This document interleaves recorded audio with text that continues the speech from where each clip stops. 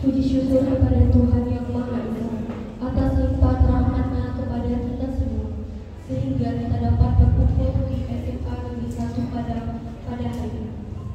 Shalawat beserta salam kita sampaikan kepada junjungan Nabi besar Muhammad Sallallahu Alaihi Wasallam. Allahumma sholli ala Muhammad wa ala ali Muhammad. Yang terhormat Presiden Asosiasi Guru Sejarah Indonesia, Bapak Dr. Sumardiansyah Perdana Kusuma. Yang terhormat Kepala Koordinasi Humas dan Publikasi APSI Pusat, Bapak Ahmad Maulidi Marfianto SPD. Yang terhormat Pengurus KKS Pusat, Ibu Kanu Indah HPP SPD. Yang terhormat Ibu Dr. Hajah Redo Rahmi sebagai pengawas pendamping mata pelajaran sejarah Provinsi Sumatera Barat. Yang terhormat Bapak Dr. Agus Samsul Bari MPDI selaku koordinator MGP mata pelajaran sejarah. Yang terhormat Ketua MGP Sumatera Barat Ibu Martaliza MSPD yang sebentar lagi akan dilantik menjadi Ketua APSI Provinsi Sumatera Barat. Yang terhormat Ketua MGP Kota Padang yang diwakili oleh Ibu Desi Wandi SPD, serta yang terhormat pada pengurus APSI Sumatera Barat dan MGP beserta jajaran Provinsi Sumatera Barat dan Kota Padang. Sebelum memulai acara, perkenankan saya Suci Ramadhani selaku MC yang akan membantu acara hari ini sampai selesai. Marilah kita mulai acara dengan mengucapkan basmalah. Memasuki acara selanjutnya, yaitu menyanyikan lagu Indonesia Raya oleh Bapak Mukhlis SPD. Hadirin dimohon berdiri.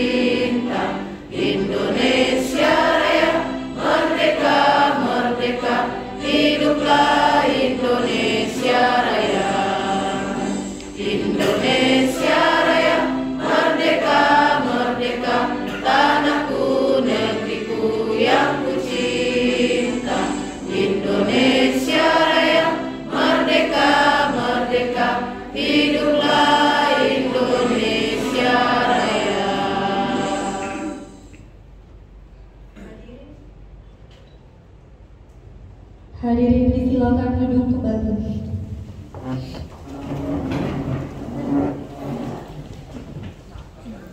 Selanjutnya, pembacaan lantunan ayat suci Al-Quran oleh Husnul Fikri SPD. Kepada Husnul dipersilakan.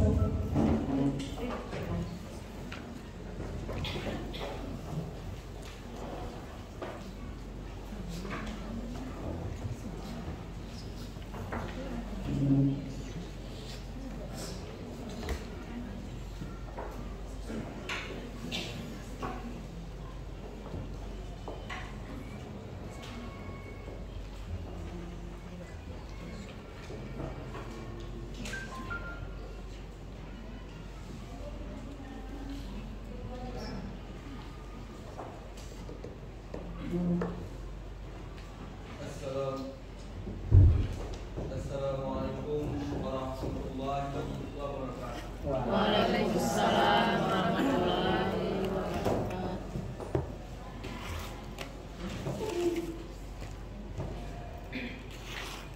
A'udzu billahi minasyaitonir rajim.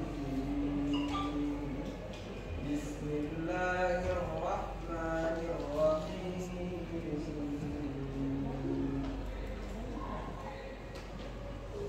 Ya ayyuhan nasu ittaqu rabbakumul ladzi khalaqakum min nafsin wahidatin wa khalaqa minha zawjaha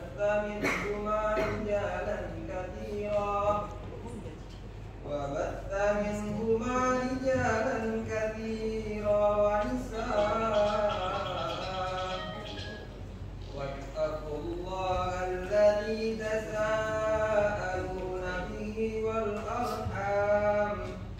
Innallaha kana 'alaikum raqiba. Wa atul yatama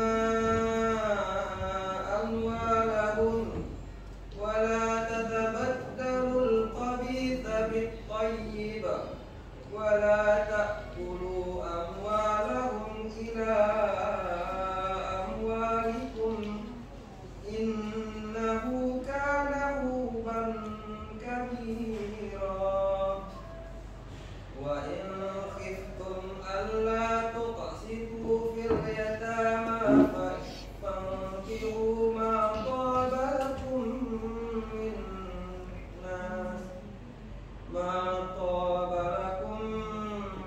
minan nisa'i mathna wa thulatha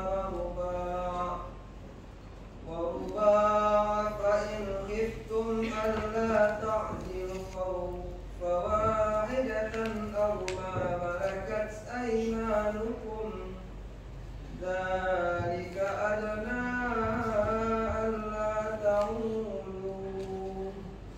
Shadaqallahul azim. Assalamualaikum warahmatullahi wabarakatuh. Waalaikumsalam.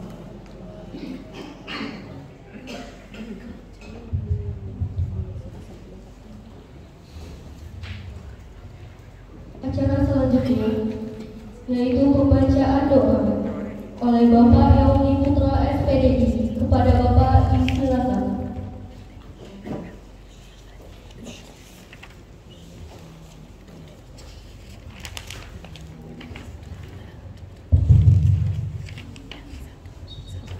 Assalamualaikum warahmatullahi wabarakatuh.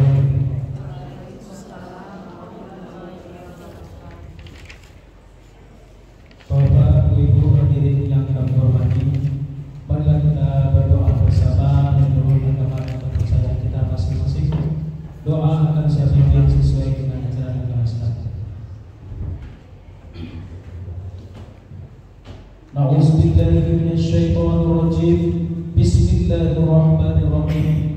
Wassalatu wassalamu ala asyrafil anbiya'i wal mursalin wa ala alihi wa ashabihi ajma'in. Allahumma shalli wa sallim ala sayyidina Muhammadin fil awwalin wal akhirin. Wa salli wa sallim ala sayyidina Muhammadin fil nabiyyin wal mursalin. Wa salli wa sallim ala sayyidina Muhammadin fil waqtil wahid. Ya Allah, ya Tuhan kami, segala puji dan syukur tercurah kehadiran-Mu atas segala rahmat dan karunia yang telah Engkau limpahkan kepada kami. Pada saat ini Engkau pertemukan kembali dalam acara pelantikan pengurusan Asosiasi Guru Sejarah Indonesia Provinsi Sumatera Barat periode 2023-2027. Ya Allah, ya Tuhan kami, untuk itu ya Allah, ya Rahman, ya Karim, jadikanlah acara yang Engkau ridhoi, yang membawa berkah rahmat dan taufik hidayah-Mu bagi kami semua. Ya Allah, ya Tuhan kami, kiranya momentum acara ini Engkau jadikan pintu dan jalan bagi turunnya rahmat dan karunia atas daerah yang tercinta ini.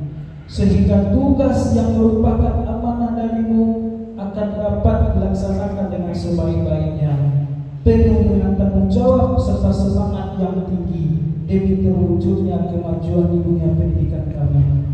Ya Allah, ya Tuhan kami, kabulkanlah doa dan permintaan kami ini. Rabbana atina fid dunya hasanah wa fil akhirati hasanah wa qina adzabannar. Subhana rabbika rabbil izzati amma yasifun wa salamun alal mursalin walhamdulillahi rabbil alamin. Assalamualaikum warahmatullahi wabarakatuh.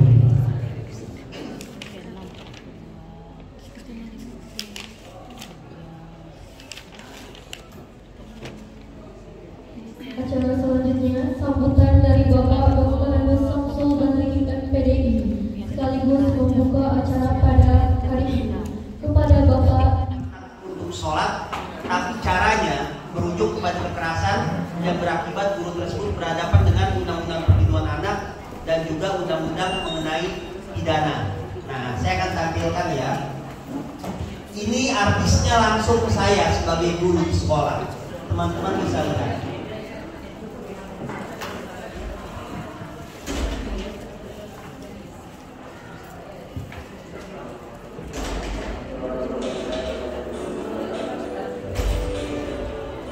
Menyelesaikan masalah dengan solutif, husnuzon, dan juga reflektif. Nah, silakan.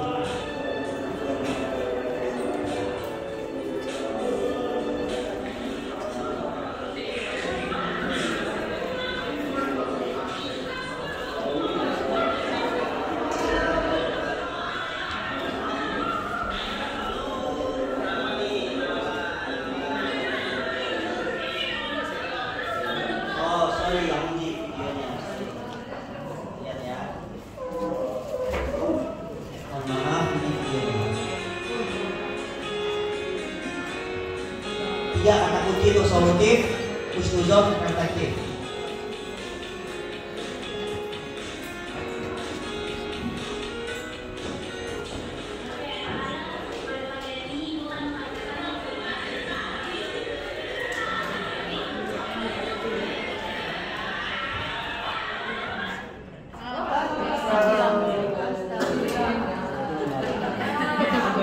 Lanjut. Mati lampu ya. Mati lampu. Ya udah gini Bapak Ibu. Berarti kan seorang guru harus bisa mengkondisikan situasi ketika terjadi hal-hal yang tidak ideal. Yang pertama begini. Dulu kita menempuh pendidikan, paradigma yang berkembang itu namanya behavioristik.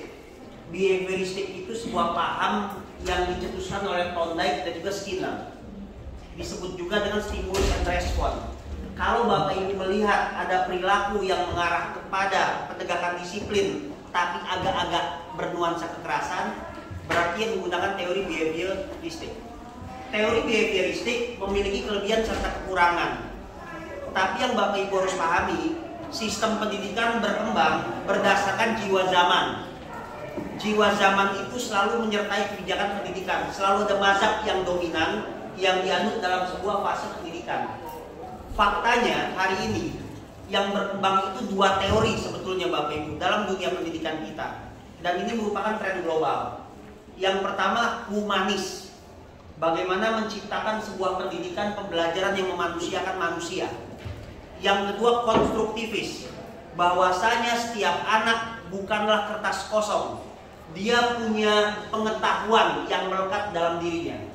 Bahkan di dalam Al-Quran dikatakan ketika Allah meniupkan ruh ke dalam diri manusia, maka terjadilah perjanjian antara manusia dengan Tuhannya.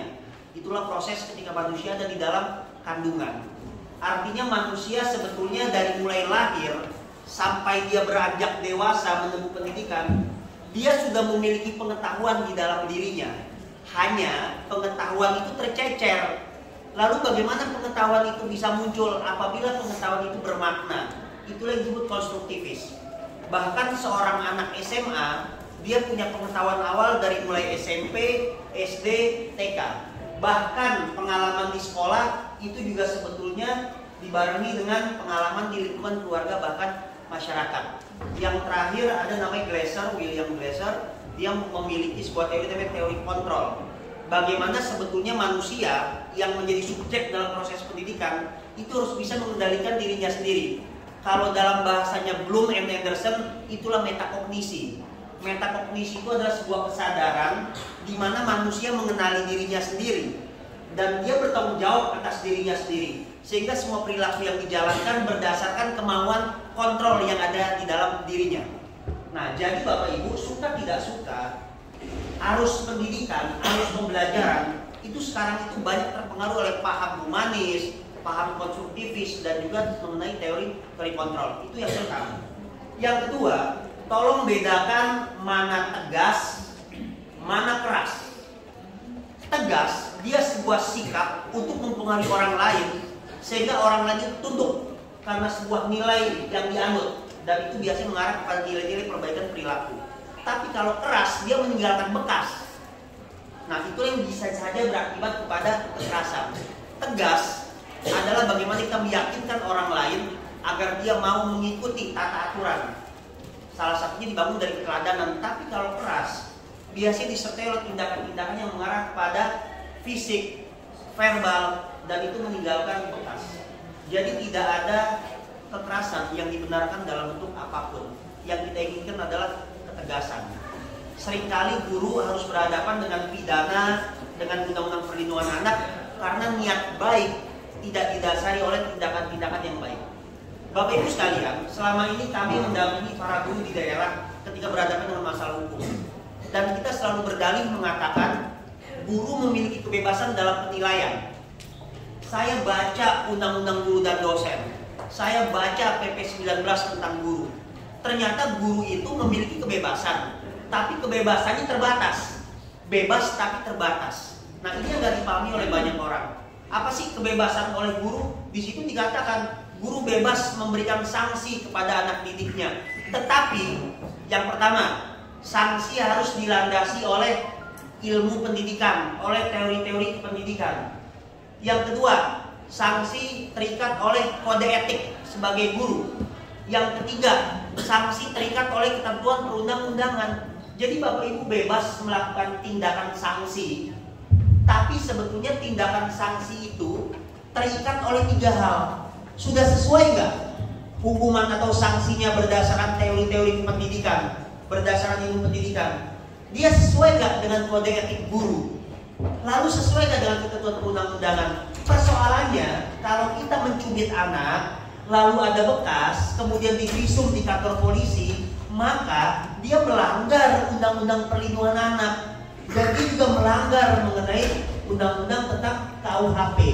Jadi Bapak Ibu bebas melakukan berbagai tindakan apapun, tapi pastikan sesuai dengan ilmu yang kita miliki, teori-teori pendidikan. Yang kedua sesuai kode etik, dan yang ketiga sesuai dengan perundang-undangan yang berlaku.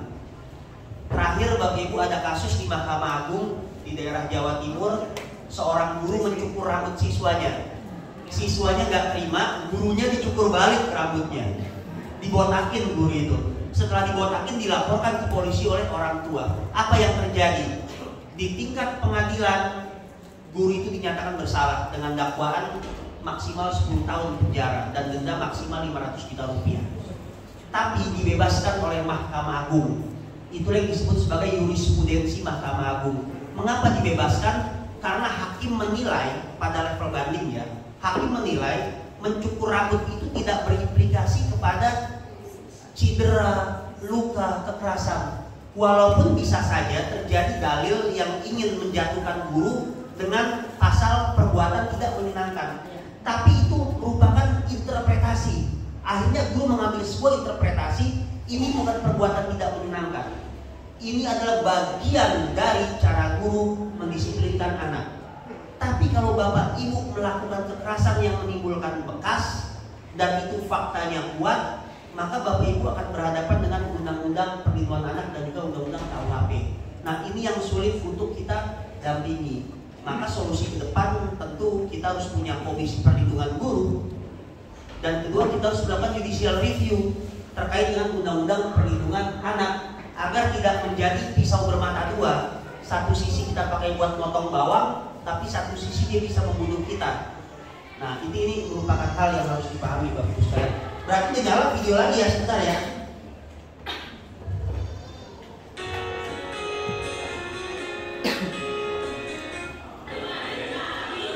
Lihat nih anak perilakunya nyebelin banget di kelas. Ini ceritanya gurunya nih ngajar.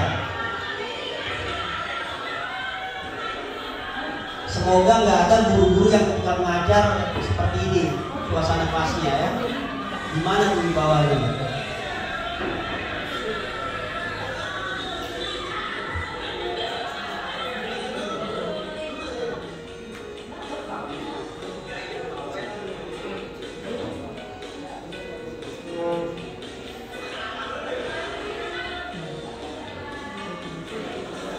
Pasti biasanya kita sudah pakai behavior kan, kita gampar nih anak.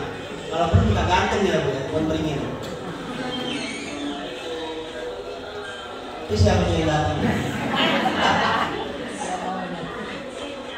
Lihat, saya sangat stabil kan, tidak marah, tidak teriak, karena stabil.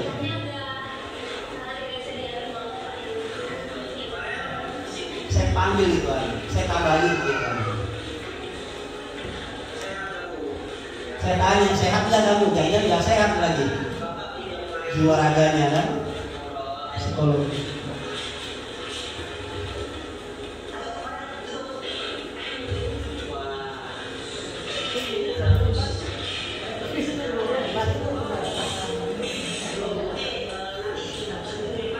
Saya tawarin dia minum juga. Udah bikin rusuh, saya panggil, saya kasih senyum, saya kasih minum dia. Fanta saya pesankan Bapak Ibu.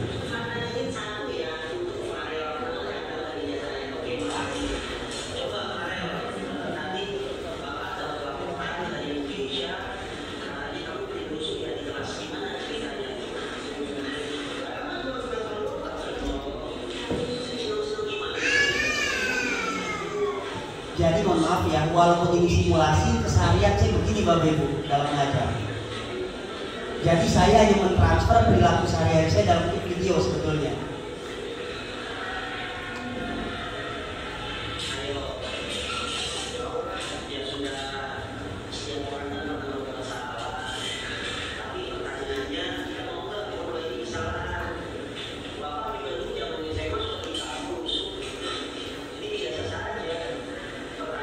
Stabil ya.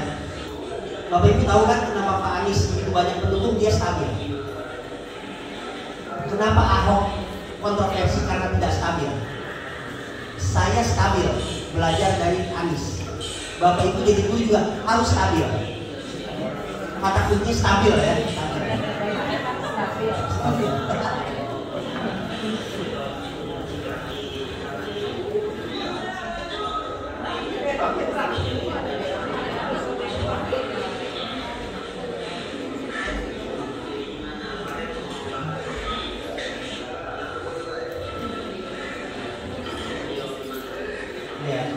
Dari arogan sampai nangis coba.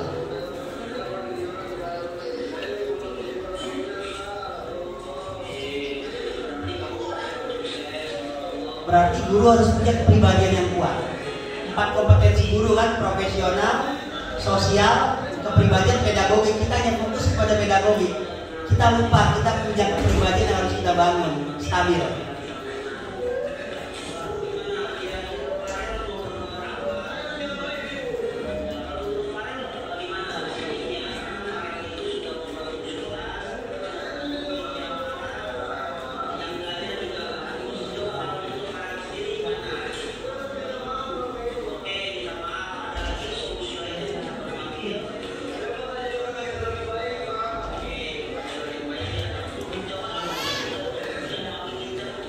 Itu konstruktivis, biarkan anak menemukan jawaban, menemukan solusi.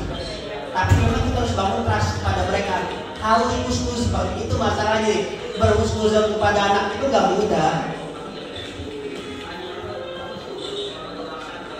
Saya doain lagi jadi polisi. Kenapa? Karena dia punya kekuatan lompat ke atas pintu. Kalau anak gak punya fisik yang kuat, dia gak akan bisa lompat-lompat di pintu. Yang ada tangannya merang kan gitu kan, atau kesleo.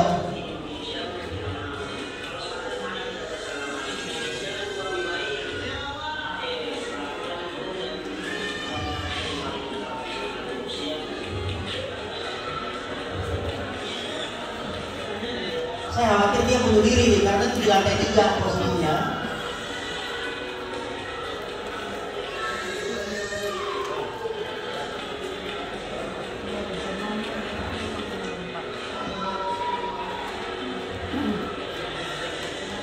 Nah, ini endingnya. Lihat penampilannya sudah rapi, pakai dasi, ya kan?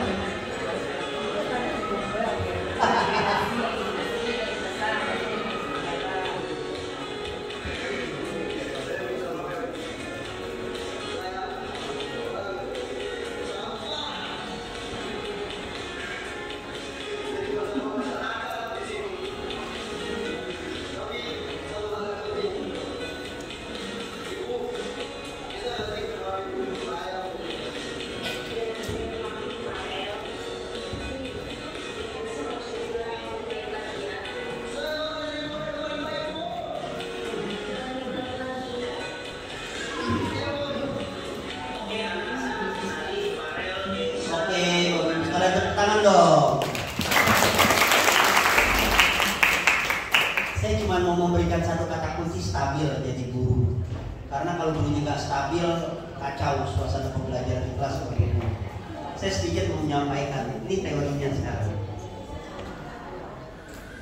Bapak Ibu mau tahu nggak kenapa saya bisa diterima di berbagai lingkungan? Kemarin Bu Rahmi bisa lihat, kok bisa seorang guru sejarah diapit oleh para jenderal? Jenderal Kiki Nakri, Jenderal Lukman. Kok bisa guru sejarah ketika bepergian di kawal Foreigners? Kok bisa guru sejarah masuk ke Cendana, tempatnya Pak Harto? Kok bisa guru sejarah ketika di kampus dengan para profesor begitu sangat dihargai oleh orang banyak? Salah satu rahasianya, saya memiliki nilai-nilai bawaan. Nilai-nilai bawaan itu saya anut sejak lama, dan ini membuat saya mendapatkan kehormatan dimanapun saya berada. Kata kuncinya, seorang guru harus memiliki nilai-nilai yang dia yakini, harus juga memiliki sisi-sisi positif yang harus dimunculkan.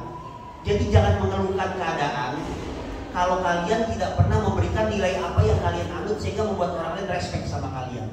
Nah, ini beberapa nilai. Tentu yang lagi rame sekarang nilai guru penggerak. Disebut guru penggerak kalau memiliki berapa indikator: mandiri, kolaboratif, inovatif, reflektif, berpihak pada anak. Kalau ada guru penggerak tidak berdasarkan indikator nilai yang ada, maka dia jadi guru penggerak hanya berdasarkan program. Faktanya ada banyak orang sudah bergerak sebelum ada program guru penggerak. Jadi ini nilai-nilai luhur, nilai profil pelajar Pancasila, bahkan mungkin zaman PSBY nilai karakter, dan yang paling penting apa? Profetikal karakter, sidik, amanah, fatonah, tablik. Jadi kata kuncinya adalah nilai mana sih yang kita bawa dalam sebuah lingkungan baru, atau jangan-jangan kita nggak punya nilai, kita nggak punya prinsip yang kita yakini. Nah, itu jawaban supaya Bapak Ibu sekalian mau diterima dalam berbagai lingkungan. Kita harus punya nilai yang kita anut dan itu harus kita yakini. Nah, jadi sebetulnya secara ideal, ini secara ideal Bapak Ibu sekalian, seorang guru harus menjalankan disiplin positif. Jadi kata hukuman itu kan bernuansa negatif ya. Walaupun dari sisi empirik boleh-boleh saja digunakan, tapi yang diinginkan itu adalah frase negatif berubah menjadi frase positif. Itu salah satu pendekatan pendidikan juga. Dari kata-kata negatif diubah ke kata positif. Namanya hipnosis kalau Bapak Ibu pernah dengar ya. Bagaimana mempengaruhi orang melalui kata-kata. Kemudian motivasi perilaku manusia. Manusia bertindak, dia punya motif. Tadi dia teriak-teriak karena memang motifnya dia ingin menarik perhatian gurunya. Dia berada di dalam suasana emosi labil ketika dia menuju masa remaja. Motivasi orang macam-macam. Jangan-jangan ada yang anak buat ulah sama guru sejarahnya perempuan karena guru sejarahnya cantik. Jadi dia tertarik sama guru sejarah yang cantik, atau anak perempuan caper kepada guru sejarahnya laki-laki karena guru sejarahnya ganteng. Bisa saja itu terjadi kan? Jadi motif anak harus kita gali. Gimana cara menggalinya? Tabayin ke anak. Why? Mengapa bisa terjadi sebuah peristiwa? Mengapa bisa terjadi sebuah kejadian yang ada dalam diri anak? Lalu yang ketiga, kontrol guru. Guru harus gimana nih? Ada guru yang, hei kamu, duduk. Duduk gitu, anak galak kan saya kalau teriakan. Ya ampun, ya udah sini santai, nanti kita nongkrong di kantin. Ada guru yang dia seperti teman. Ada lagi guru, kamu melanggar pasal 1 ayat 2 tanda tertib, kan kacau kan? Dan macam-macam perilaku guru. Nah, kita akan bahas 3 poin ini Bapak Ibu. Kira-kira kalau terjadi sebuah peristiwa, motifnya apa, lalu respon guru itu seperti apa? Nah, ini sebetulnya yang menarik. Disiplin positif itu ada 2 sebetulnya yang harus dipahami oleh Bapak Ibu sekalian. Sesuatunya terjadi berdasarkan satu kesadaran yang tumbuh, bukan karena ancaman atau bukan karena ingin mengamankan. Bapak Ibu bisa bayangkan anak-anak sholat 5 waktu hanya karena takut dihukum, atau anak-anak sholat 5 waktu hanya karena beberapa guru suka memberikan hadiah kepada anak tersebut. Nanti kalau hukumannya nggak ada, kalau nggak diawasi, hadiah tidak disediakan, pertanyaannya anak tetap sholat. Kita kan ingin anak sholat secara tertib, ada dan tidak ada penghargaan, ada dan tidak ada hukuman. Kesadaran itu tumbuh, sama seperti kita sholat 5 waktu hari ini. Sholat sebagai sebuah kebutuhan, bukan sebuah ancaman, atau bukan mencari penghargaan. Nah, ini sebetulnya yang kita inginkan dalam mendisiplinkan anak didik kita. Yang kedua, bagaimana membangun kesadaran dalam diri anak sehingga mereka menyadari mereka harus berbuat sesuatu yang baik, bukan sebaliknya. Ini teori Bapak Ibu, tapi memang harus yakin. Gimana nih caranya husnuzon kepada anak? Dan Bapak Ibu bisa bayangin nggak? Salah satu hal yang membuat saya husnuzon, anak saya masuk TK tahun ini. Saya membayangkan kalau anak saya diajar oleh para guru yang galak, menghalalkan kekerasan, mengintimidasi, menjatuhkan mental, saya nggak ikhlas. Belakangan pengalaman saya sama dengan pengalaman Mas Menteri. Anaknya Mas Menteri itu masuk PAUD, lagi masa prasekolah. Makanya Mas Menteri dan istrinya Franka begitu memperhatikan pendidikan usia dini. Dan saya mengalami situasi itu Bapak Ibu. Jadi harus berpikir jauh ke depan. Seandainya anak-anak kita dididik dengan sistem pendidikan yang keras, yang tidak berpihak kepada anak, apa yang terjadi? Kadang-kadang beruntung anak kita makin kuat mentalnya, tapi pada sisi lain anak kita dihantui perasaan tertekan karena lingkungan pendidikan yang tidak berpihak kepada anak. Jadi Bapak Ibu jangan mencari yang gambling deh. Saya rasa ada orang mengatakan, Pak, saya dulu dipukul sama ayah saya sekarang sukses kok Pak. Iya, tapi kan sebagian kecil, lebih banyak yang tertekan. Nah, kita mau menyelamatkan sebagian banyak ini nih, supaya mereka bisa besar dengan sistem pendidikan yang humanis, yang berpihak kepada anak. Itu sebetulnya rangkanya Bapak Ibu. Nah, ini motivasi manusia. Rata-rata tuh begini dia. Kenapa sih dia mau menjalankan sebuah perilaku sholat 5 waktu misalkan, atau tidak mencontek pada saat pembelajaran? Biasanya karena dia menghindari hukuman atau untuk mendapatkan penghargaan. Coba besok dites, Bapak Ibu guru yang biasa ngasih hadiah ke anak, stop hadiahnya. Kira-kira anak masih normal nggak perilakunya? Besok Bapak Ibu yang biasa kuprak-kuprak anak buat sholat Jumat, jangan kuprak-kuprak anak pas sholat Jumat, biarkan saja mereka mau sholat nggak tanpa dikuprak-kuprak. Nah, ini menjadi problematika. Lalu coba tanya kepada anak, mereka menjalankan sebuah perilaku sholat 5 waktu, sholat Jumat, membersihkan kelas, tidak mencontek, lebih kepada ancaman atau karena penghargaan, ataukah dia memiliki nilai yang dianut? Misalkan, Pak, saya nggak mau nyontek karena ayah saya mengajarkan tentang prinsip integritas. Pak, saya kalau sholat 5 waktu, mengapa? Karena itu perintah agama. Coba digali, anak-anak kita lebih banyak berdasarkan motivasi internal berbuat, atau karena motivasi eksternal, karena embel-embel, karena penghargaan, karena hukuman. Nah, ini yang harus dilakukan oleh Bapak Ibu. Lalu, ini posisi kita Bapak Ibu, posisi kontrol. Saya kasih contoh gambar begini.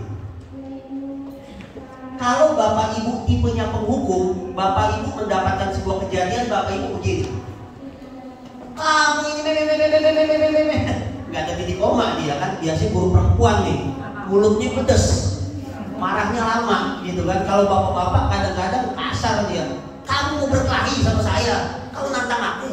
Tapi kalau orang Batak, kalau Bapak Ibu menemukan guru ketika terjadi kesalahan pada anak, terjadi peristiwa, langsung melakukan tindakan vonis, apalagi vonisnya di tempat seperti militer, itu orang tipenya suka menghukum. Nah, di sini dia. Tapi mungkin Bapak Ibu pernah melihat ada guru dekat sekali dengan siswanya. Dia selalu membela anak. Hubungannya dengan anak sangat dekat. Udah santai, nanti gua ngomong sama tuh anak, santai aja. Dek, kalau merokok, ya udah, nanti gua panggil. Sini lo. Iya Pak, sambil cengang-cengenges anaknya. Lo gimana sih malu-maluin gua aja lo ngerokok lo? Udah nanti kita coba selesaikan deh bareng-bareng. Ada guru yang memiliki pendekatan sangat humanis, tapi kadang tanda kutip kelewatan juga gitu loh. Sehingga terjadi di gambar ini, kok bisa anak tertawa di hadapan gurunya terbahak-bahak sambil berdiri sambil kelak pinggang, contoh. Nah itu kalau ada guru yang selalu membela anak dan suka menyepelekan masalah, kemudian menggunakan pendekatan-pendekatan seperti teman, maka guru itu mengambil peran sebagai teman. Tapi resikonya wibawa guru bisa jadi hilang. Kalau yang ini resikonya kita cepat darah tinggi nanti Bapak Ibu, apalagi makanannya rendah di sini kan. Nah, implikasi kesehatan Bapak Ibu, jadi semua ada resikonya. Atau Bapak Ibu lebih memilih menjadi pembuat merasa bersalah. Kalau pembuat merasa bersalah tuh gini, ini anak mukanya melas. Sudahlah nak, janganlah kau lari dari sholat Jumat, kasihan ibumu ini nak. Kalau kau tidak sholat, ibu nanti di akhirat ditanya oleh Allah, kau sebagai guru menjalankan tugas apa saja, kau tidak kasih nak sama ibu. Wah anak dibikin kayak gimana kan, sampai pucat Pak. Ayolah kata bapak, kau berubah, aku sudah capek. Kepala sekolah punya target yang tinggi, sekolah ini sekolah terbaik, tapi kau tidak berguna. Kasihanilah bapak sudah honor, gajinya kurang dari 300.000, belum sertifikasi, kau tega sama bapak. Nah itu begini nih, pembuat merasa bersalah, gurunya mengelas, akibatnya anak jadi enak gak enak. Itu kan gimana ya tuh, ya Allah ya gue berubah dah, kasihan gua mau guru gua, kan begitu. Nah atau Bapak Ibu menjadi orang yang seperti ini, pemantau. Kalau pemantau itu gimana Bapak Ibu? Kalau pemantau biasanya kalau ada kesalahan, gurunya selalu mengaitkannya dengan aturan. Hei kamu, potong rambutku, kau melanggar pasal 1 ayat 3 tata tertib sekolah. Hei kamu tidak pakai sepatu warna hitam, kamu melanggar teori tentang kreativitas. Kalau warna itu harus beragam, misalnya macam-macam deh. Jadi kalau pemantau tuh dia suka ngamatin orang, kemudian nyari-nyari kesalahan orang gitu. Nah kurang lebih begitulah. Lalu seperti apa sih yang kita inginkan? Kita maunya begini nih, guru itu jadi manajer kalau lihat bawahannya salah, itu bukan dimaki-maki, bukan dikasih pasal, bukan dibuat merasa bersalah, tapi dirangkul. Manajer secara ideal kan? Ini yang kita inginkan sebetulnya Bapak Ibu. Gimana sih kalau seandainya terjadi kesalahan? Ya tabayun. Gimana sih caranya tabayun? Ya harus tanya, kenapa bisa terjadi sebuah peristiwa, mengapa bisa terjadi sebuah kesalahan, lalu apalagi dia berprasangka baik, husnuzon, lalu apalagi dia kasih solusi dong, lalu apalagi reflektif, bikin orang itu melakukan sebuah perenungan, mengapa sebuah peristiwa, sebuah kesalahan bisa terjadi. Jadi manajer ini tugasnya adalah melakukan sebuah tindakan intervensi ke arah kepribadian anak, intervensi. Tapi intervensinya memeluk, merangkul, bukan mendorong atau menyalah-nyalakan. Nah, ini yang menarik adalah hukuman dan penghargaan hanya bersifat jangka pendek. Kalau bahasa saya, hukuman dan penghargaan itu ilusi Bapak Ibu, dia ilusi. Kelihatannya perilakunya berubah tapi tidak benar-benar berubah. Mengapa? Karena ada tempelan yang melekat di belakangnya. Apa tempelannya? Motivasi yang ada dalam diri anak. Bisa karena hadiah, bisa karena ancaman. Memang dihajar itu betul bukunya. Jadi yang disebut sebagai pendidikan karakter itu adalah terjadi secara sadar dan alamiah, bukan karena intervensi dari luar, bukan karena sebuah penghargaan ataupun hukuman. Jadi kita pengen anak-anak itu sholat Jumat karena dia merasa sholat Jumat itu sebagai sebuah kebutuhan. Hukumnya wajib, sunnah muakkad ya kalau sholat Jumat kan gitu. Oke lanjut Bapak Ibu. Nah ini caranya di kelas. Pertama harus buat keyakinan kelas. Keyakinan kelas itu sama kayak kontrak belajar, cuma bahasanya suka diganti. Bikin kontrak belajar, tapi gurunya bukan dominan memberikan sebuah aturan. Kontrak belajarnya dibangun dari anak gitu loh. Kira-kira bisa diakomodasi nggak? Jangan gurunya yang memberikan semua, tapi tawarkan kepada anak. Nah hasil dialog antara guru dan anak melahirkan sebuah keyakinan ataupun kesepakatan kelas. Pertanyaannya Bapak Ibu, ketika membuat tata tertib melibatkan anak nggak? Saya di sekolah bikin tata tertib, itu saya ajak orang tua sama anak untuk FGD. Tapi saya juga paham realitas, nggak mungkin semua kita akomodasi kan. Jadi nanti hasil FGD menjadi masukan, kemudian kita melakukan proses finalisasi oleh tim kecil. Tapi intinya aspirasi harus dibangun kepada anak-anak. Nah, ini segitiga restitusi Bapak Ibu yang sekarang menjadi tren di kalangan guru penggerak, dan yang bukan guru penggerak saya rasa juga bisa menerapkan. Kadang-kadang kita suka memonopoli, seolah-olah sesuatu ini hanya milik kaflinya guru penggerak, padahal menurut saya tidak. Guru penggerak itu harus melakukan diseminasi kepada guru-guru yang lain supaya semua bergerak, gitu loh. Jadi bukan monopoli dia hanya karena kepala sekolah, saya pikir terlalu kerdil. Jadi guru penggerak hanya untuk kepala sekolah, ya. Tapi guru penggerak adalah untuk menciptakan perubahan yang lebih baik di lingkungan sekitar. Nah, sekarang ini soal segitiga restitusi. Bapak Ibu, kalau ada anak salah, seperti saya lakukan, jangan langsung bereaksi, stabil. Tenang, stabil, amati keadaan sekitar, tabayun. Kenapa kamu tadi berbuat itu? Apa yang membuat kamu berbuat seperti itu? Apa yang sekiranya saya bisa lakukan supaya kamu bisa berubah lebih baik? Lakukan proses tabayun, disebutnya itu validasi tindakan yang salah. Lalu apalagi? Menstabilkan identitas. Kalau stabil identitas tuh gini, kan biasanya anak kalau berbuat salah kan bisa naik banget, emosinya bisa rendah sekali ya. Bapak Ibu pakai gestur tepuk-tepuk pundaknya. Jadi sentuhan itu juga berpengaruh terhadap perilaku anak. Turunkan nada kita, boleh tinggi tapi tegas. Jadi ketika anak sedang bermasalah, stabilkan dulu identitasnya. Kalau di Islam itu keren banget ya, kalau kita lagi marah, kita disuruh apa? Duduk ya, bener ya? Kalau marah gimana? Marah suruh duduk kalau nggak salah ya. Kita kalau lagi marah kita suruh berdiri. Kita lagi berdiri marah, kita suruh duduk kan? Kalau duduk masih nggak stabil suruh wudhu ya kalau nggak salah ya. Nah, itu cara menstabilkan masalah Bapak Ibu. Jadi kalau ada sesuatu, stabilkan emosi anak, tapi gurunya harus stabil. Baru tadi yang kedua, tabayun. Lu kenapa tadi? Apa yang membuat kamu seperti itu? Nah, barulah yang ketiga Bapak Ibu, yang terakhir, menanamkan keyakinan Bapak Ibu. Menanam keyakinan itu artinya adalah reflektif, solutif. Jangan hakimi anak secara berlebihan, tapi berikan dia petunjuk di mana dia salah, lalu solusinya ke depan seperti apa. Segitiga restitusi dibangun dari 3 hal. Menstabilkan anak, gurunya harus stabil, kemudian terjadi proses tabayun, validasi tindakan yang salah, lalu menanamkan keyakinan. Itu proses paling akhir Bapak Ibu. Solutif, reflektif. Saya rasa itu keren banget. Nah, ini cermin. Coba Bapak Ibu berkaca. Bapak Ibu posisi di mana? Saya ingat waktu Najwa Shihab, Pak Anies, silakan Pak Anies berkaca. Oh, Pak Anies bilang tentang ibunya kan. Ganjar berkaca Ganjar. Ganjar juga bilang tentang ibunya.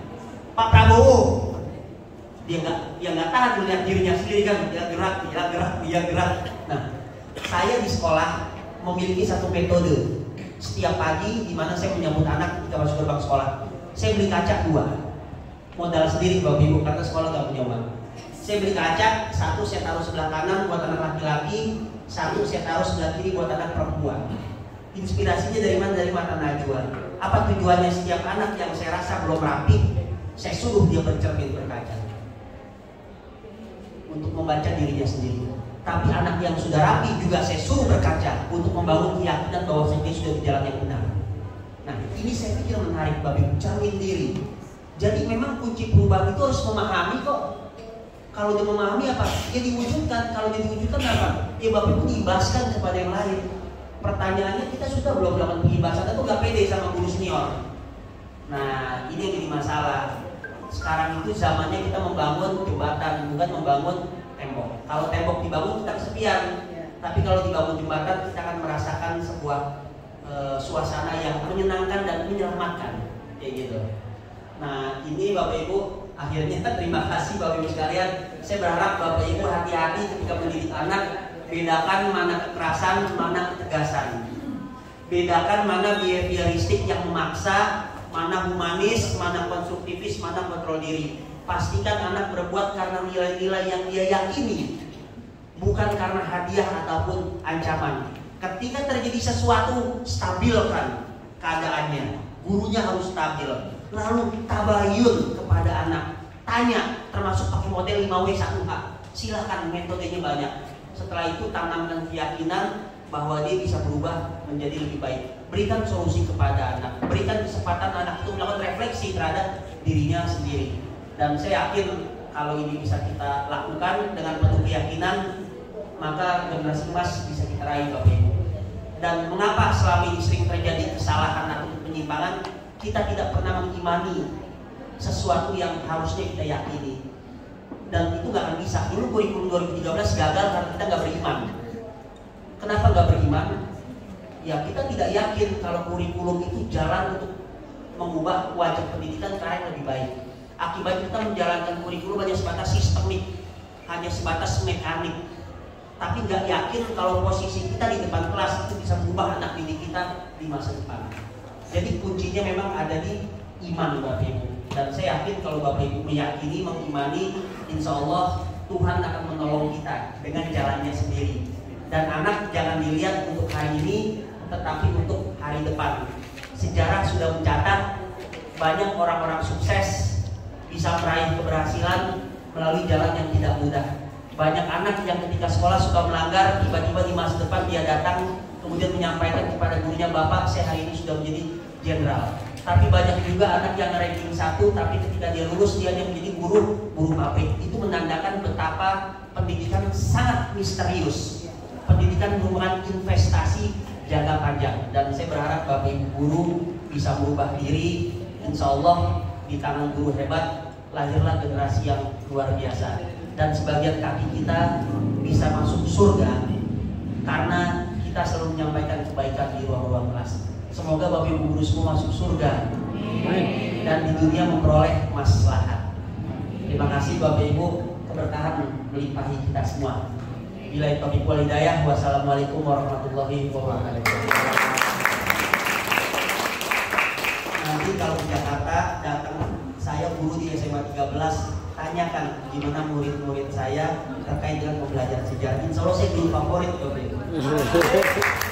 Saya guru anak di sekolah ya. Kadang yang jatuh cinta bukan cuma anaknya tapi orang tuanya juga. Maksudnya jatuh cinta karena respect kepada gurunya luar biasa. Terima kasih dan semoga Bapak Ibu bisa menjadi lebih baik lagi, menjadi guru yang hebat ya, yang mulia dan bermartabat. Terima kasih.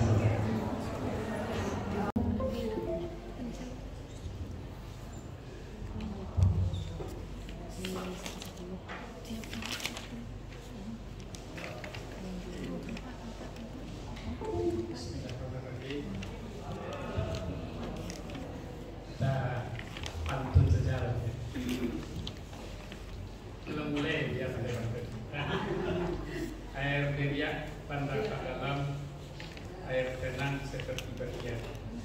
Izinkan saya ucapkan salam untuk para hadirin Bapak Ibu sekalian. Assalamualaikum warahmatullahi wabarakatuh. Waalaikumsalam warahmatullahi wabarakatuh. Pagi hari makan kelapa, rasanya enak, bikin tertawa. Kita di sini telah berjumpa untuk acara sejarah yang istimewa.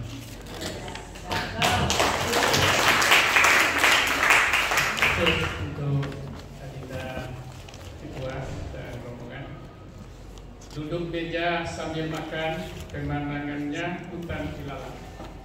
Beribu terima kasih kami aturkan teruntuk Adinda Sumardiansa dan Marjanto, Ketua Aksi yang telah datang. Pada kesempatan ini kami atas nama tuan rumah juga koordinator dari Kepala Sekolah untuk MGP Sejarah, juga atas nama Dinas Pendidikan dan Ketua KKS SMA Sumatera Barat mengucapkan terima kasih atas terselenggaranya acara workshop ini dan pelantikan program aksi, terutama adalah kepada Presiden aksi kita yaitu Bunda Sumardiansa, dan itu kepada pengurus aksi Sumbar, Ketua NGP Sejarah Sumbar dan Ketua NGP Sejarah Kota Padang, dan Bapak Ibu semua, rekan-rekan sahabat sejarah. Itu hal ini menjadi sesuatu yang kita harapkan. Karena nanti apa yang disampaikan oleh ketua dan materi menjadi acuan perlindungan, menjadi motivasi, dan bagaimana pembelajaran sejarah dalam era kurikulum merdeka bisa kita laksanakan dengan sebaik-baiknya. Orang sejarah harus dulu dan terdepan di dalam merubah diri, merubah mindset kita bahwa pembelajaran sejarah itu adalah berdiferensiasi, yaitu pembelajaran yang sesuai dengan kebutuhan anak, berpihak kepada anak didik kita. Maka Ibu dan Bapak ya, Kementerian BGP sudah datang ke beberapa sekolah yang terbaik di Sumatera Barat, termasuk SMA 1. Saya sudah menerima datanya, juga termasuk SMA 2 dan SMA Sumbar Pak ini Pak Desa yang dikunjungi atas perintah daripada Dirjen Bapak Buan Sarir. Beberapa ternyata Ibu Bapak di sekolah-sekolah terbaik saja hasil anak-anaknya berhebat, guru masih belum berubah, masih dalam tanda kutip saya terima jadul, masih mengajar zaman dulu. Karena ditemukan guru masih mencatatkan dan menyuruh siswa mencatat. Guru ditemukan masih rata-rata tidak membawa perangkat ajar ke dalam kelas. Ini berapa ya? Guru ditemukan rata-rata beberapa tidak memeriksa PR anak dengan jelas hasilnya. Ini berapa nih? Ini saya bukan terjadi, ya kan? Karena saya juga rapat nanti siang dengan guru-guru di sini beberapa ya terkait dengan guru belum berubah. Karena di beberapa guru masih fokus kepada konten-konten materi. Padahal kurikulum merdeka ini adalah ya tidak fokus pada materi lagi, materi dicari oleh anak, ya kan? Materi internet. Kalau ada juga di Pak Ketua di Indonesia ini guru sejarah yang masih menerangkan perang Diponegoro ialah tempatnya di mana itu masih jadul, ya kan? Kalau ada juga misalnya kurikulum merdeka guru awal mengajar di kelas 10 atau di kelas 11 Bapak masih belum melakukan asesmen diagnostik kognitif, ya, atau masih menyebutkan soal satu soal ini, ya kan? Pembelajaran yang benar-benar pelajaran menggunakan digitalisasi, menggunakan quizzes, Canva, ya kan? Ya, anak motivasi, HP tidak dilarang. Jadi sekarang itu HP kan dilarang Pak, ya kan? Dilarang HP. Ya kan? Saya kan Ustaz, ya saya tidak melarang HP. Saya di salah satu tidak melarang HP, tapi saya mengendalikan HP. Anak-anak berapa ya? Mengendalikan HP mereka. Karena zaman sekarang, seperti katakan nanti oleh ketua, HP ini tidak bisa. Lupa membawa HP di rumah sedang dicas, beberapa tidak dibawa ke kantor saya. Tiba saya dia tawar berkata, maaf ketua, HP dua, misalnya. Tinggal di rumah keduanya. Pulang saya kembali, dia terlambat ke sekolah. Saya telepon, saya terlambat. Kenapa? Karena HP ini kebutuhan zaman sekarang. Ya, internet kebutuhan sekarang. Pembelajaran harus ada itu. Jadi itu mudah-mudahan nanti informasi awal ini kepada ketua. Jangan nanti ada ditemukan guru sejarah yang masih tidak berubah ya, untuk memanfaatkan digitalisasi dalam pelajaran dan tidak aktif di PMM. Itu sangat tidak berubah lagi. Oleh sebab itu sekarang juga ada tema kita adalah tentang ini ya, tentang ini. Jadi amanat dari saya ketua KKS Sumbar karena dimanakan Pak Ketua tadi bilang nanti dulu ketuanya sejarah, sekarang sejarah juga gitu ya. Nah, jadi ini bukan diapakan, dikondisikan ini ketua.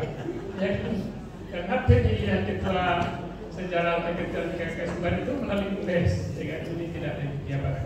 Artinya apa Bapak? Kepercayaan terhadap orang-orang sejarah memang itu harus kita buktikan, kepercayaan terhadap sejarah dan juga pembelajaran sejarah.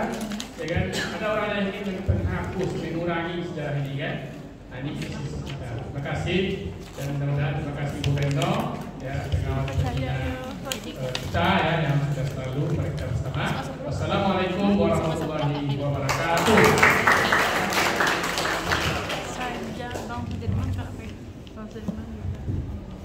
Acara selanjutnya, sepatah kata dari pengawas pendamping mata pelajaran sejarah Provinsi Sumatera Barat, Ibu Dr. Rana Haja Reno Rahmi, kepada Ibu Giziata.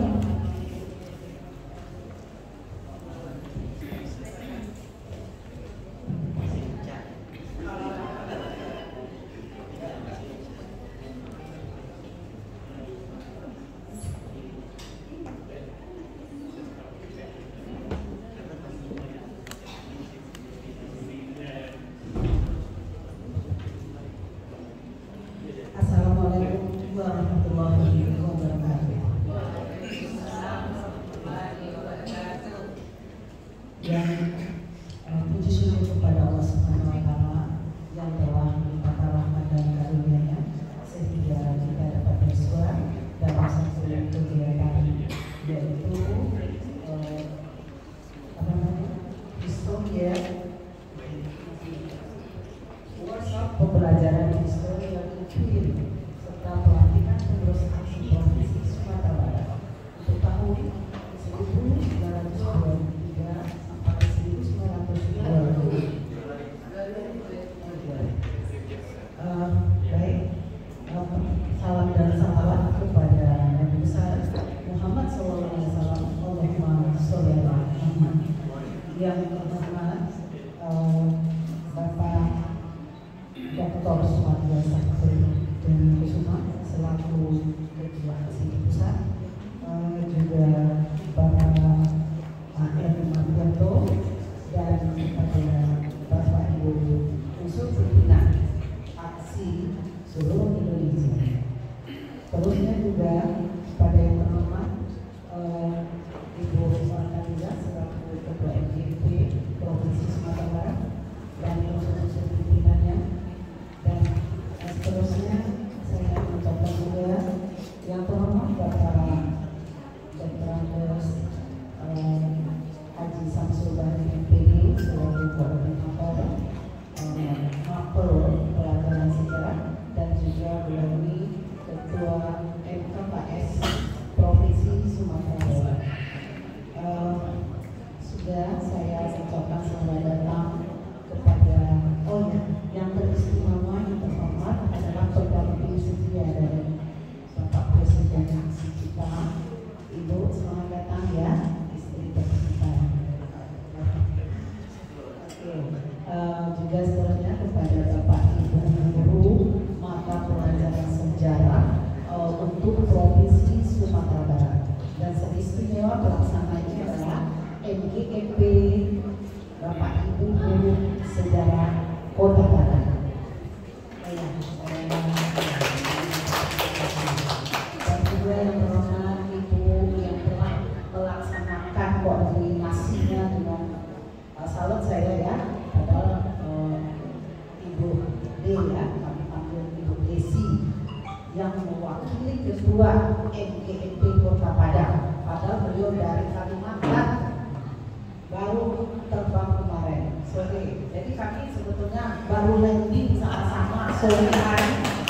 Itu yang iya, karena ada simposium aksi yang kelima di Jakarta. Ya, nah itu temanya adalah rekam jejak Soeharto, Presiden Soeharto, dan kami mampirlah semua jejak sejarah itu ke tempat kejendangan, ya, ke Taman Mini, ya rekam jejak beliau lah.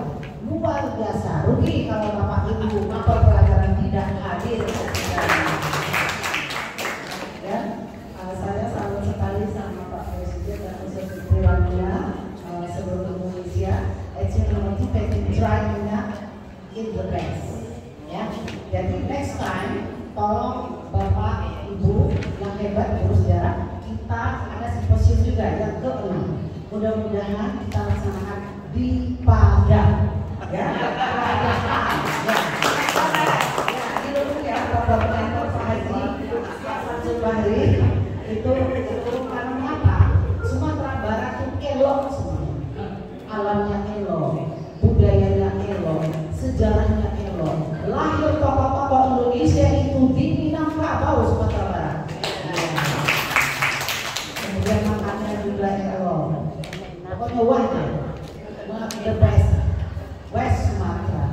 Nah, saya cuma singkat kata, silakan saya berapresiasi sekali dan menunjukkan jempol, ya, mengucapkan terima kasih kepada unsur muda dari Bapak Presiden Aksi dan dari Raja Tingkat Indonesia, ya, yang telah berkiprah dan telah menorehkan, ya, rekam jejak yang indah sekali, sweet memories.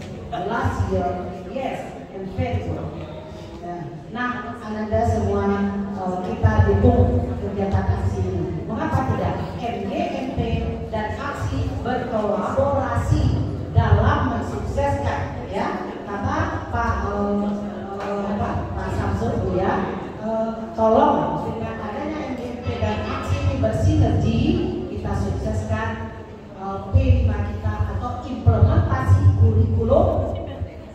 desa. Ya, semua kita tekan itu untuk kenapa? Untuk Sumatera Barat kita harus melihatkan yang terbaik. Jangan ada lagi guru-guru yang memberikan hal yang memberikan kata Pak Samsul tadi, saya katakan tadi, mari kita dukung dan kita biar kita tinggalkan konvensional, tapi kita update dengan kekinian. Oke? Nah, baik, hanya itu yang bisa saya sampaikan. Kalau bantuan basah, jadi kalau ini ke pasar berliterasi tidak lupa direndam. Selamat datang Presiden Aksi, dan saya senang direndam.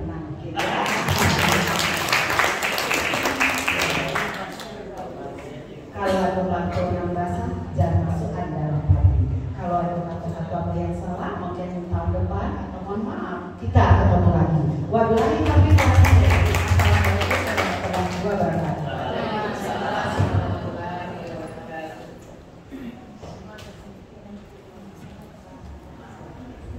Terima kasih kepada Ibu.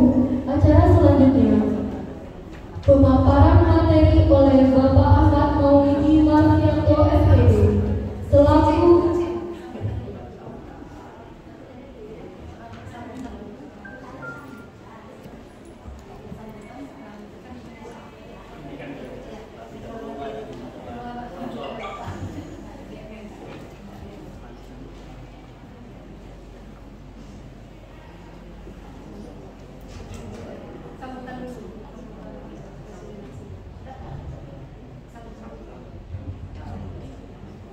acara selanjutnya, sambutan dari Presiden Asosiasi Guru Sejarah Indonesia, Bapak Dr. Sumardiansyah Perdana Kusuma. Kepada Bapak disilakan. Ya, terima kasih Mbak Wawancara. Bismillahirrahmanirrahim. Assalamualaikum warahmatullahi wabarakatuh. Waalaikumsalam. Selamat pagi, salam sejahtera kita semua. Subhanallah walhamdulillah wala haula wala quwata illa billah. Asyhadu an la ilaha illallah wa asyhadu anna Muhammadar Rasulullah. Rabbi shrah li sadri wa yassir li amri wahlul 'uqdatam min lisani yafqahu qawli. Yang sama-sama kita hormati Pak Samsul Bahri, Kepala Sekolah SMA 1 Padang sekaligus Kepala MKKS SMA Provinsi Sumatera Barat. Ibu pengawas yang masih energik, masih lincah, Bu Rahmi, terima kasih sudah membersamai kita. Hari ini didampingi Menteri saya, Menkominfo ya, Mas Marfi, Kepala Departemen Humas dan Informatika. Beliau pernah ikut program pertukaran guru ke Australia. Makanya saya bilang nanti pada saat mendampingi tolong bagi ilmunya kepada guru-guru di Sumatera Barat. Alhamdulillah bersedia. Yang saya hormati Bu Ica selaku Ketua Asosiasi Guru Sejarah Indonesia Provinsi Sumatera Barat, dan kawan-kawan pengurus, Bapak Ibu guru, kawan-kawan mahasiswa dan mahasiswi PPG, mudah-mudahan segera lulus supaya menyandang gelar GR lalu bisa menjadi guru profesional. Bapak Ibu sekalian, jadi begini. Sebetulnya waktu pertama kemarin Pak, memori saya mundur ke belakang. 2013-2014 saya pernah datang ke sini di ruangan ini. Waktu itu kepala sekolahnya Pak Suwardi Dahlan. Saya ke SMA 1 Padang ketika itu bersama dengan beberapa profesor. Profesor Asmania Idris, Profesor Diana Mubida Musnir, Profesor Tuti Nuria Erwin, dan juga Profesor Fasli Jalal serta Pak Bahtiar Hamzah. Tapi beliau langsung ke Jakarta karena mensos waktu itu beliau mantan Menteri Sosial. Jadi kami berkunjung ke SMA 1 Kota Padang, kemudian berkunjung ke Agam Cendikia dan juga ke Kaitanan. Jadi sebetulnya Padang itu menyimpan memori indah bagi saya. Selain istri saya orang Batipu, orang di Sumatera Barat. Itu yang pertama. Jadi setelah sekian tahun kemarin lagi ke sini Padang. Yang kedua, selama ini kita melihat di media sosial dalam peta perpolitikan dan itu sempat ramai seolah-olah orang Minang tidak nasionalis. Waktu itu ketika momen Ibu Puan Maharani menyampaikan sebuah pidato yang menyatakan Pancasila tidak tumbuh di bumi Sumatera Barat, bumi Minangkabau, di saat yang sama saya sedang mengisi kuliah umum waktu itu di PGRI Sumatera Barat waktu itu. Nah, saya mau mengatakan, tapi sebelum membahas soal itu, memang kalau kita lihat periode yang sekarang, banyak orang-orang sejarah menempati posisi penting. Saya coba sebut ya, saya coba sisir. Untuk level Sumatera Barat, Pak Samsul Bahri, kepala KKS, kepala sekolah, orang sejarah. Kepala Dinas Pendidikan, Pak Barlius, orang sejarah. Rektor PGRI Sumatera Barat, Profesor Pak Sofino, orang Sumatera Barat. Presiden orang sejarah Sumatera Barat. Presiden guru sejarahnya, istrinya orang Sumatera Barat. Dirjen GTK, Profesor Nunu, orang sejarah. Dirjen Kebudayaan Ilmar Farid, orang sejarah. Tapi Bapak Ibu harus paham, banyaknya orang sejarah yang menempati posisi-posisi strategis tidak menjamin pendidikan sejarah tegak di Republik ini. Faktanya, sejarah tidak ada di dalam Undang-Undang Sistem Pendidikan Nasional. Itu yang sedang kami perjuangkan. Mengapa posisi sejarah selalu berubah dalam setiap pergantian kurikulum? Karena memang sejarah tidak disebut sebagai muatan wajib dalam kurikulum Sistem Pendidikan Nasional. Yang disebut adalah IPS. Itu yang terjadi pada kurikulum Merdeka, dan itu yang sedang kami perjuangkan. Bapak Ibu tahu kita punya Undang-Undang Pemajuan Kebudayaan Nomor 5 tahun 2017. Frase sejarah tidak termasuk di dalam 10 objek pemajuan kebudayaan. Akibatnya apa? Direktorat Sejarah dibubarkan karena tidak selaras dengan amanat Undang-Undang Pemajuan Kebudayaan, Bapak Ibu. Lalu dalam keseharian kita melihat seolah-olah mata pelajaran yang paling penting adalah mata pelajaran eksak, karena orientasinya ujian nasional ataupun asesmen nasional, Bapak Ibu. Nah, ini tantangan berat, bahwasanya situasi tidak ideal dalam konteks pendidikan sejarah dewasa ini. Itu yang kedua. Yang ketiga, tadi muncul pertanyaan, bagaimana guru sejarah yang ideal? Kami kemarin simposium nasional guru sejarah, kami mencoba merumuskan seperti apa sih guru sejarah yang ideal. Tapi kalau kita bicara dengan diri kita nanti narsistik, sangat subjektif. Maka Bapak Ibu harusnya bertanya kepada murid-murid Bapak Ibu, bagaimana guru sejarahnya di sekolah? Apakah menyenangkan atau menyebalkan? Suka nggak anak dengan guru sejarahnya, dengan kepribadian gurunya, caranya mengajar? Lalu ditanya lagi, bagaimana pembelajaran sejarah berlangsung? Kami meyakini pembelajaran sejarah akan bermakna apabila dijalankan secara kontekstual, menarik masa lalu dalam kehidupan masa sekarang, lalu melatih anak untuk memprediksi masa depan. Kemudian pembelajaran sejarah itu harus menyenangkan. Pembelajaran akan menyenangkan kalau gurunya menyenangkan. Kalau gurunya nggak asik, pembelajaran tidak akan asik. Ketika dia kontekstual, ketika dia menyenangkan, maka makna akan hadir di dalamnya. Itu dari sisi pembelajarannya, Bapak Ibu. Dan itu kami uruskan. Apalagi yang harus menjadi kriteria guru sejarah ideal, guru itu harus punya pandangan berpikir tumbuh, namanya grow mindset. Jadi dia memiliki motivasi sebagai pembelajar sepanjang hayat. Dia ikut organisasi profesi, dia ikut MGP, dia selalu membaca buku, dia ikut komunitas belajar dan sebagainya. Apalagi dia harus punya well-being, hidupnya harus berkualitas. Bagaimana mungkin guru sejarah bisa mengajar dengan baik, dia sendiri terjerat oleh pinjol? Jadi memang kualitas hidup yang baik itu harus dimulai dari dalam diri guru itu sendiri. Salah satunya adalah meningkatkan indeks kebahagiaan antara keluarga, misalkan pertemanan, dunia kerja, lalu level paling tinggi bangsa dan negara. Jadi kenapa sih kami di organisasi profesi berjuang, padahal kita juga punya kehidupan yang harus kita urus? Ya salah satunya tadi, karena kita merasa sebagian dari diri kita sudah selesai. Karena sebagian dari diri kita sudah selesai, maka kita berikan untuk orang lain. Saya duduk di PBPGRI, Bapak Ibu. Saya selalu bilang ini sama teman-teman honor, kemudian teman-teman P3K, teman-teman yang non sertifikasi. Kalau guru honor menyuarakan kepentingan honorer, berjuang untuk honorer, berarti mereka memperjuangkan dirinya sendiri dari honorer untuk honorer oleh honorer. Tapi kalau seorang pegawai negeri seperti saya, seperti Mbak Ica, seperti Pak Samsul misalkan, yang memiliki posisi yang sudah mapan, memiliki gaji yang cukup, menyuarakan honorer, itu baru luar biasa. Kita memperjuangkan kepentingan orang lain. Kalau teman-teman non sertifikasi menyuarakan bahwasanya mereka harus dapat sertifikasi, mereka memperjuangkan diri mereka.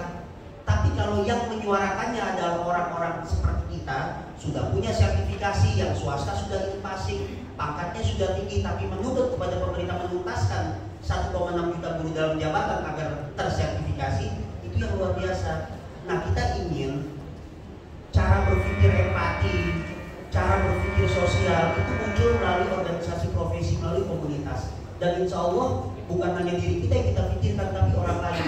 Itu level tertinggi dalam perjuangan. Bapak Ibu kalau ingat Bung Karno kalau dia mau dia bisa bekerja untuk Belanda, lulus dari ITB, tapi beliau lebih memilih keluar masuk penjara.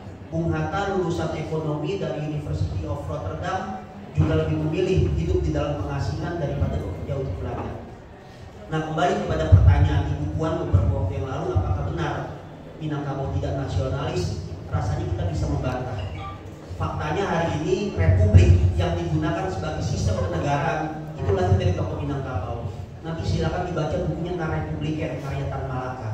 Berarti konsep negara republik lahir di bumi Minangkabau. Bapak Ibu kalau mau tahu tentang Pancasila yang selama ini identik dengan Bung Karno, sebetulnya tidak juga. Minangkabau melahirkan pemikiran Pancasila. Nanti baca tulisan Ibu Hamka yang berjudul Urat Tunggang Pancasila. Dia menempatkan sila ketuhanan sebagai urat landasan dari berbagai sila yang lainnya. Apalagi sistem pendidikan nasional. Selama ini kita terjebak euforia Ki Hajar Dewantara, Bapak Ibu. Kita lupa alam takabang menjadi guru juga dimulai dari tanah Minangkabau. Siapa? Buku Safei. Apakah hanya kaum laki-laki yang berjuang di pendidikan kita? Ada kaum perempuan, Rahma Eliusia yang ada di Padang Panjang. Pertanyaannya, kita mampu nggak membangun nilai-nilai lokal yang ada di Sumatera Barat ke dalam kancah nasional? Nah, itu kan tugasnya guru sejarah, Bapak Ibu. Bagaimana merefleksikan nilai-nilai Sumatera Barat yang sebetulnya itu menjadi embrio lahirnya nasionalisme di Republik ini. Berarti kan pengetahuan sejarahnya harus kuat, harus bagus. Dan rasanya nggak perlu melihat ke Jawa, nggak perlu melihat ke Kalimantan, tapi gali dari bumi Minangkabau. Muhammad Yamin itu juga tokoh. Siapa lagi yang merupakan tokoh? Safruddin Pramila Negara. Bahkan kita juga bisa memunculkan tentang Presiden Republik yang pernah hadir dalam lintasan sejarah yang dikenal sebagai Hari Bela Negara. Itu juga bisa kita angkat, Bapak Ibu sekalian, Mr. Muhammad Natsir. Nah, jadi saya rasa akan terlalu banyak yang bisa kita bahas ya. Nah, Bapak Ibu sekalian, pada akhirnya kita berharap guru-guru sejarah bisa menjadi garda terdepan dalam melakukan transformasi terhadap karakter bangsa. Kalau sekarang muncul yang namanya profil pelajar Pancasila, indikatornya sudah jelas elemennya, guru sejarah harus bisa membangun karakter bangsa jauh melebihi profil pelajar Pancasila. Dari mana kita menggali? Dari tokoh-tokoh yang pernah hidup di masa lampau. Dari mana kita mengkontekstualisasikan dari peristiwa sejarah yang pernah terjadi di masa lalu. Dan seorang guru sejarah bukan hanya berdasarkan fakta di dalam mengajarkan sejarah, tapi bagaimana mentransformasikan nilai-nilai yang itu bisa mengubahkan karakter patriot, karakter bela negara bagi anak didik kita, Bapak Ibu. Dan pada akhirnya terima kasih Pak Samsul, kemudian Bu Rahmi, Bu Ica, Mas Marfi, Bapak Ibu sekalian. Saya berdoa semoga Allah selalu menjaga kita semua. Pembelajaran sejarah di Sumatera Barat harus berdasarkan filosofi Sumatera Barat. Adat Basarni Sarak, Sarak Basarni Kitabullah. Saya tidak membayangkan ketika kita mengajarkan sejarah tapi lepas dari dimensi Kitabullah. Sebab sebagian besar isi Kitabullah adalah sejarah. Jadi tolong disisipkan nilai-nilai keislaman di dalam pembelajaran sejarah. Sesungguhnya tokoh-tokoh pelopor sejarah bukan hanya Herodotus, tapi para nabi dan rasul. Risalah sejarah ada di dalam kitab suci agama kita. Tokoh-tokoh kebangsaannya juga ada di sekitar kita, yaitu bumi Minangkabau. Billahi taufiq wal hidayah. Wassalamualaikum warahmatullahi wabarakatuh.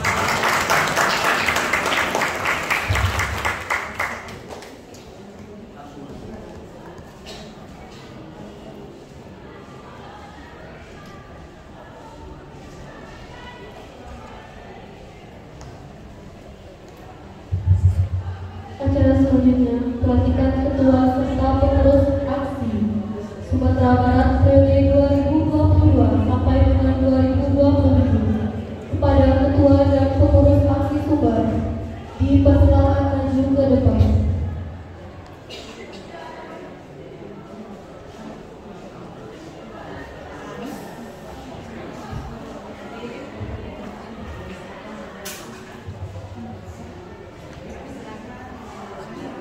Kepada Bapak dan Ibu pengurus dan ketua aksi yang akan dilantik, dipersilakan mengambil tempat.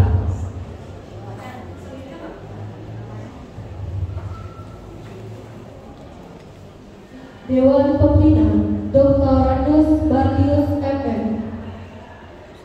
Dewan Pengacara Dr.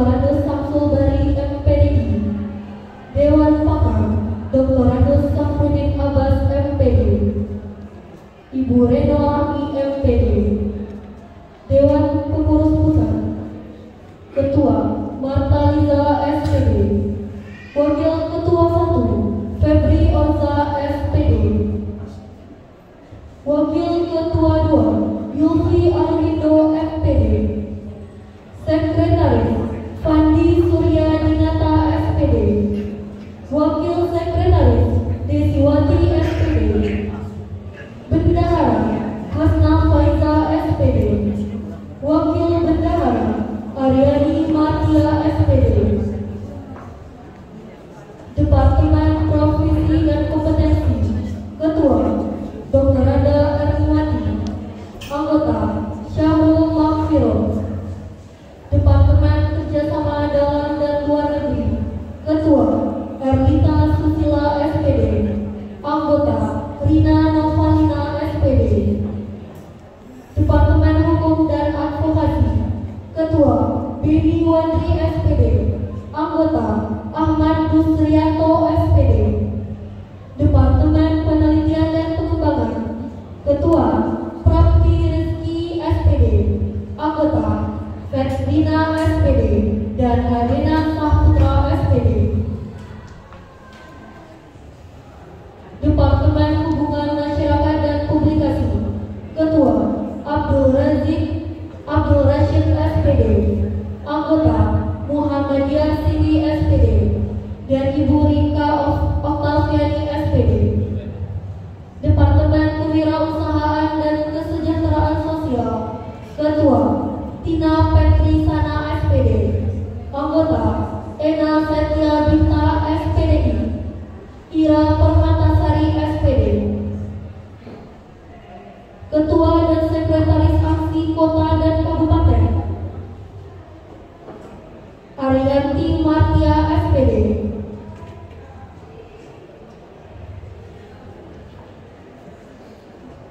Hasna Faiza SPD. Zayadi SPD. Febri Orza SPD. Mursyal SPD. Eva Sulastri. Resna Wita SHG MPD. Dr. Rada Erniwati. Rina Novalia SPD. Erlita Susila SPD. Bibi Wandri SPD. Periatmon SPD. Rita Irawati SPD. Hendra Ivana SPD.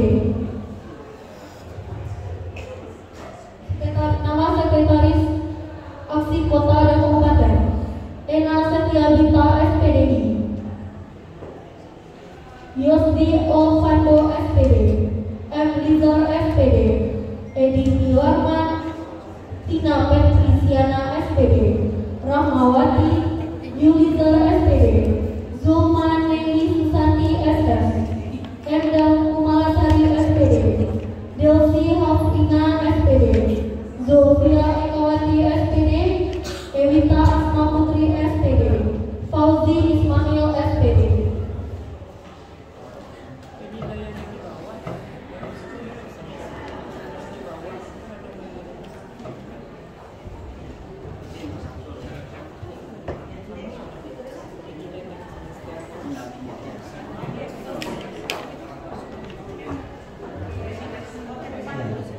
Bapak Ibu sekalian, walaupun pelatihan khusus pengurus, kemudian nanti kita akan membaca ikrar guru sejarah.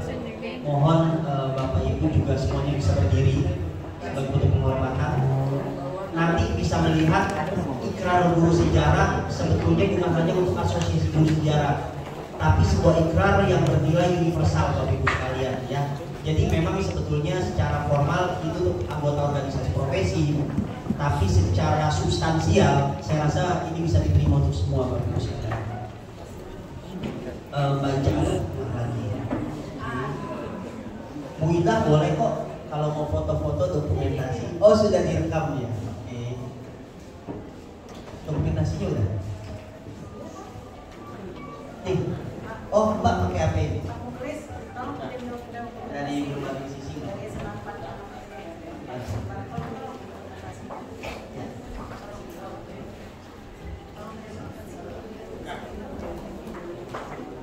Baik, bismillah, dengan didampingi oleh Pak Samsul Bahri, Ibu Rahmi, Mas Marfi, kemudian ada Bu Indah selaku pengurus pusat. Perkenankan saya untuk membacakan kata-kata pelantikan. dengan memanjatkan puji syukur kehadirat Tuhan Yang Maha Kuasa atas segala taufik dan hidayahnya, maka pada hari ini Jumat tanggal 27 Oktober tahun 2023, saya Sumardiansyah Perdana Kusuma selaku Presiden Asosiasi Guru Sejarah Indonesia dengan resmi melantik saudara-saudari yang namanya tersebut dalam surat keputusan nomor 011/AGSI/Eskep/11/2022 tanggal 22 November 2022. Hari ini tanggal cantik, 22 November 2022. Saya 2023, oh berarti salah dokumennya, ini harus diralat karena bahaya kalau jadi dokumen historis ya.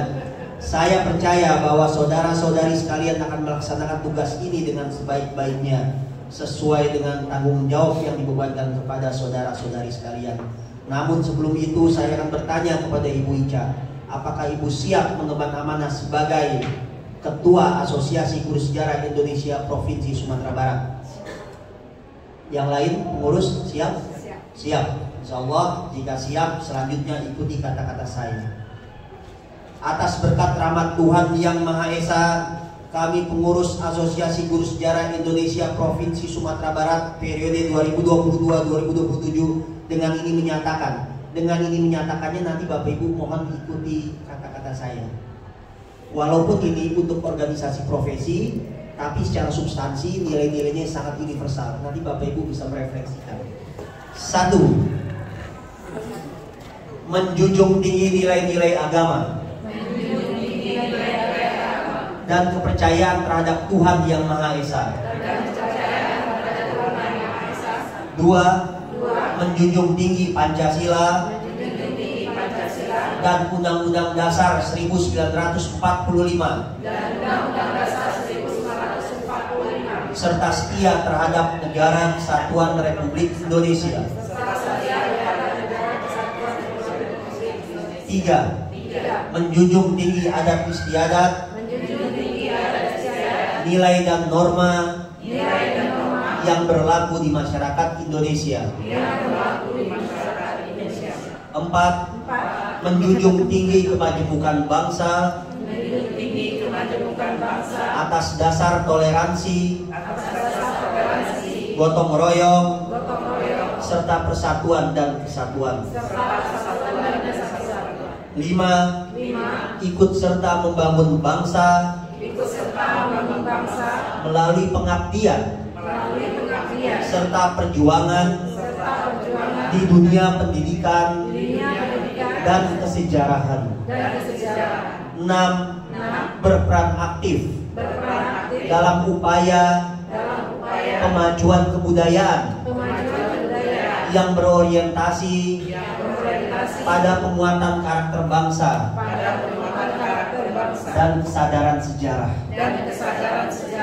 7. Senantiasa menjaga harkat dan martabat guru sejarah dimanapun kita berada, serta korps organisasi. Demikian kata-kata pelantikan. Semoga Bu Ica dan segenap pengurus bisa amanah melayani seluruh anggota dan mampu membawa pendidikan sejarah ke arah yang lebih baik, semata demi guru-guru sejarah, demi anak bangsa, dan demi bangsa serta negara yang kita cintai ini. Demikian, billahi taufiq wal hidayah. Wassalamualaikum warahmatullahi wabarakatuh.